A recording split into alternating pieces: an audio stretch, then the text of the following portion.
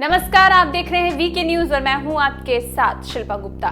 असदुद्दीन ओवैसी की party AIMIM को हाल फिलहाल तक हैदराबाद के बाहर कोई नहीं जानता था, लेकिन इस वक्त महाराष्ट्र में उनको 2 विधायक मिल गए हैं। साथ ही साथ बिहार के किशनगंज में विधानसभा उपचुनावों में उनके उम्मीदवार कमरुल हुदा ने बीजेपी प्रत्याशी स्वीटी सिंह को हरा दिया है। महाराष्ट्र में भी 3 सीटों पर ओवैसी की पार्टी को बढ़त हासिल है।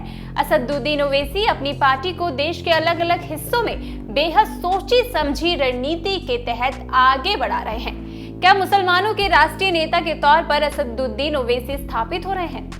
हैदराबाद से महाराष्ट्र और बिहार में अपनी पार्टी को स्थापित करने के बाद ओवैसी अपनी पार्टी को देश के अन्य हिस्सों में भी फैलाना चाहेंगे। खास बात यह है कि ओवैसी की पार्टी सिर्फ मुस्लिम बहुल सीटों पर ही चुनाव लड़ रही है। मोदी सरकार के खिलाफ मुखर रहने वाले ओवैसी अपने आप को देश के राष्ट्रीय स्तर का मुस्लिम नेता बनाने में जुट गए हैं। असदुद्दीन ओवैसी के छोटे भाई अकबरुद्दीन ओवैसी के विवादित भाषणों के कारण ये पार्टी चर्चा में आई। असदुद्दीन ओवैसी लंदन में पढ़े हुए बैरिस्टर हैं, अपनी पार्टी के इकलौते सांसद हैं। इसके बावजूद संसद में ओवैसी की आवाज पूरी हनक के साथ गूंजती है, चाहे गृह मंत्री अमित शाह के साथ उनकी नोकझोंक हो या प्रधानमंत्री नरेंद्र मोदी पर उनका जुबानी वार।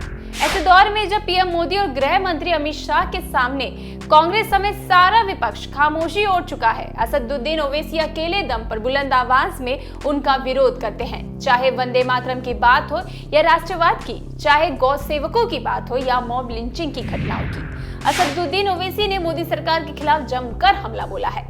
Asaduddin Owaisi one man army है अपनी पार्टी के लिए।